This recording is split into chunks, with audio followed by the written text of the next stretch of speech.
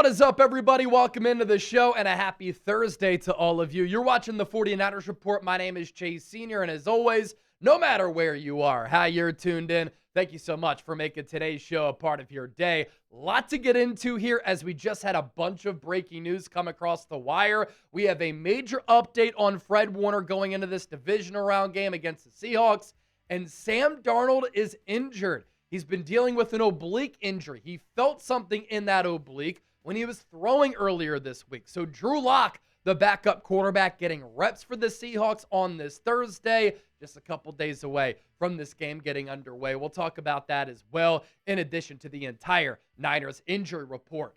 Niners-Seahawks, what a terrific rivalry. It's one of the best rivalries, not just in the National Football League, but in all of sports. Niner fans hate Seattle fans, and Seahawks fans, they hate San Francisco fans. So we decided to launch some t-shirts. We have a couple of versions here of these F Seattle 49ers Report shirts. You've got Sourdough Sam choking out the Seahawks mascot. That is one version with F Seattle at the bottom with the 49ers Report logo there, thanks to our design guy, Arnold. And then we have some simple F Seattle shirts. Red shirt with the gold text. And then we also have a black shirt with gold text. If you hate the Seahawks, you want to be a part of this rivalry, get your shirts today. They just went live, but you have to use our link down below. Very affordable as well. Chatsports.com/FSeattle. Chatsports.com/FSeattle. Those shirts are not just good going into this game, but the Niners and Seahawks, it's always a great rivalry. It always will be, and they play 2 times a year. So you can always rock these throughout the season and during the offseason. To wear your colors, rep your team. Chatsports.com/FSeattle. Link is down below in the chat right now. All right, let's begin with a Fred Warner injury update. He returned to the practice field yesterday. He was a limited participant. He was flying around, and he looked awesome. And yesterday I did a show talking about how I wouldn't be surprised if Fred Warner played in this game because of how he looked and how he was moving around. East to west, north to south, accelerating, decelerating. He was running at a really good speed. He was even hitting the sled. And Fred Warner was flying around like he does during games, during practices, with a lot of intensity, with a lot of spirit. Well, unfortunately for the Niners and unfortunately for Fred Warner, he is not going to be able to play in this game against the Seahawks. He has officially been ruled out. He did everything that he could to play in this game. If it were up to him, he would probably play. And Kyle Shanahan was very encouraged with how Fred Warner looked in practice on Wednesday and on Thursday, but it's just a little bit too soon. But Kyle Shanahan did say that the Niners feel very confident that if they beat the Seahawks on Saturday night to advance to another NFC Championship game, that Fred Warner could be back on the field. Now, Fred Warner broke and dislocated his ankle against the Tampa Bay Buccaneers all the way back on October 13th. That was about 3 months ago.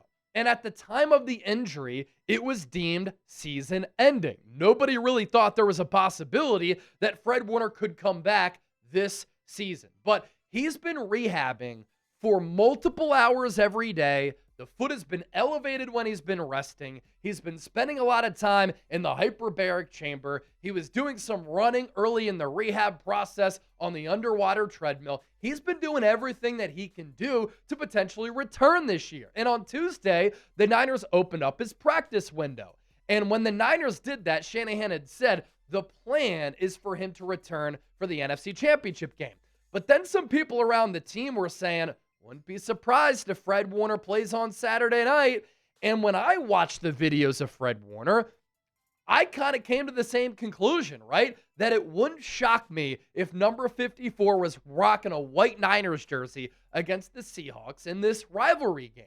Wednesday, Warner was a limited participant. Today, he didn't really do much, but today earlier, Adam Schefter was on the Pat McAfee show, and he had said that Fred Warner would be a game-time decision, that the Niners didn't have to make a decision until 4 p.m. Eastern on Saturday, and so there was still time for Fred Warner to put himself in a position where he could potentially play in the football game.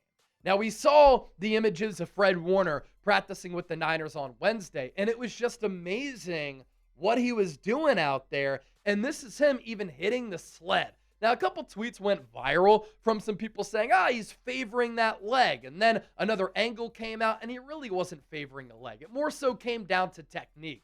As far as what Adam Schefter said about All-Pro Fred Warner is pushing to play. He's not giving up hope yet. Kyle Shanahan was dismissive of the idea all week long, but Fred Warner doesn't want to let it go. Here's the deal. They have Saturday until 4 p.m. Eastern to activate him, but Kyle Shanahan came out today and said that the Niners will not be activating Warner. I do just think that him being on the practice field gives this team something to work toward. It gives this team some juice because the way that his teammates were reacting to Fred Warner just being out there, they had a little bit of pep in their step. But getting into football shape is a lot different than just being in really good shape. And Richard Sherman talked about this on X, and he's no stranger to having lower body injuries. He's had to deal with the torn Achilles. He had a really good back and forth with Brad of SF Niners. And he said it's difficult, which is why you rarely see folks come back right at the timeline that the injury is healed.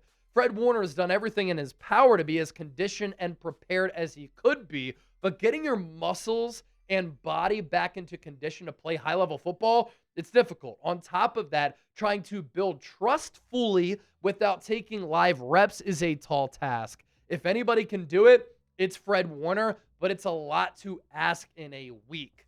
And it was a lot to ask for. So, of course, there was always an outside chance that maybe he could play Saturday against Seattle, and he's not going to play in this game. But again, this is motivating to teammates. And now the Niners are going to take the field on Saturday, and they're like, we got to do everything in our power to win this game.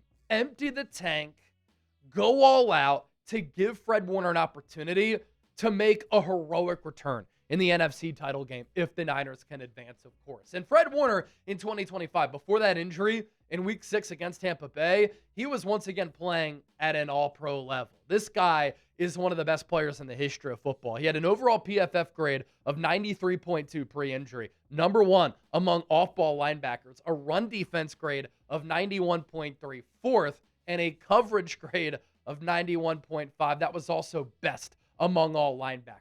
A lot more to get to here on the show. Don't go anywhere. Continue to hang out here with us as we talk all things Niners. But a reminder, don't forget to hit that subscribe button. The 49ers Report just surpassed 189,000 subscribers. So if you want Niners coverage every single day, year round, lock us in and hit that sub button. Let's get to our sponsor real quick.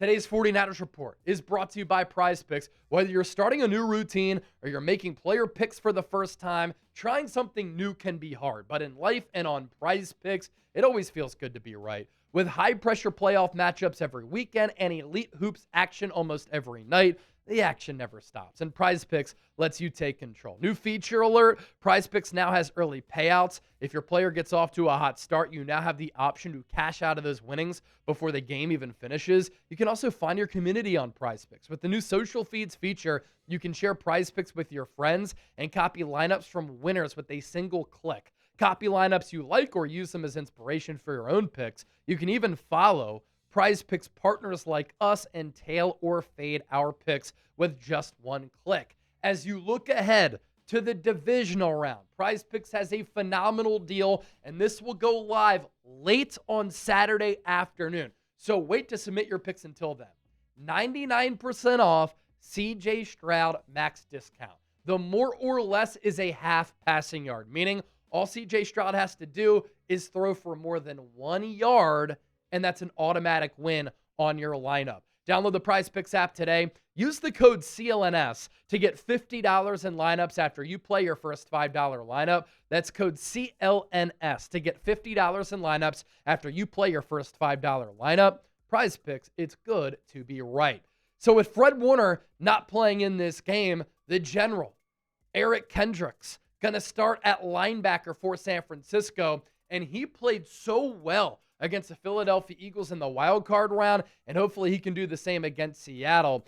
And I kind of had a indication that he was going to be able to play really well against the Eagles just because of his playing smarts, his football IQ, how good he is against the run, the fact that he's been a great player throughout his career, 9 straight years of 100-plus tackles. He was a first-team All-Pro back in 2019. But for him to play that well after being signed in late November, going into that Browns game in Week 13, just a stellar performance. 73 total snaps against the Eagles last week, 31 in coverage. He was targeted 5 times, only gave up 42 receiving yards. He had a pass breakup to end the game, 10 total tackles, 0 missed tackles. That was key because in Week 18, San Francisco missed 8 tackles against the Seahawks. He had 2 TFLs and 5 stops. Alongside him, a journeyman who hadn't started a game since 2022. Garrett Wallow.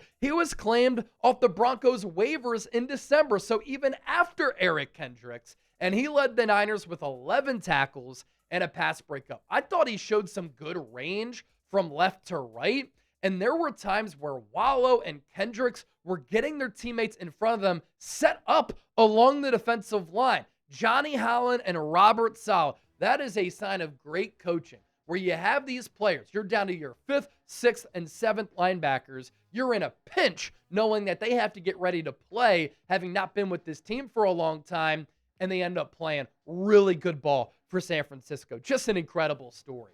We'll see what happens with D. Winters. He's questionable going into the Seahawks game with an ankle injury that he suffered against Seattle in Week 18, did not play against the Eagles. 101 tackles this year for the Niners, 8 TFLs, and of course plays like a speeding bullet. So the Niners injury report here, Jair Brown officially out. He will not play. So Marquise Siegel, Malik Mustafa going to start at safety for the Niners.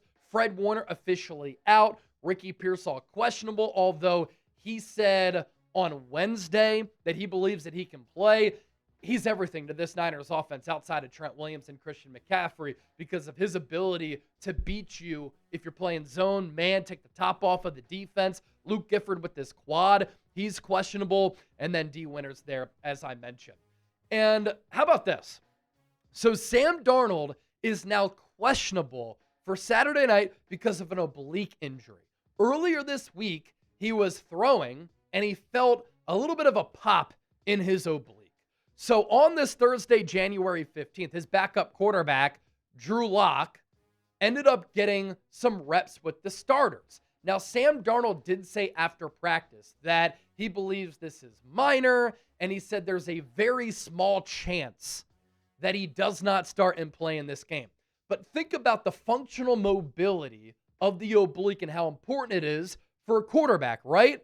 When you are a quarterback, you're, of course, throwing like this with that motion, and you are using your core and your oblique to turn and torque your body to get velocity behind the ball, but that is the natural throwing motion.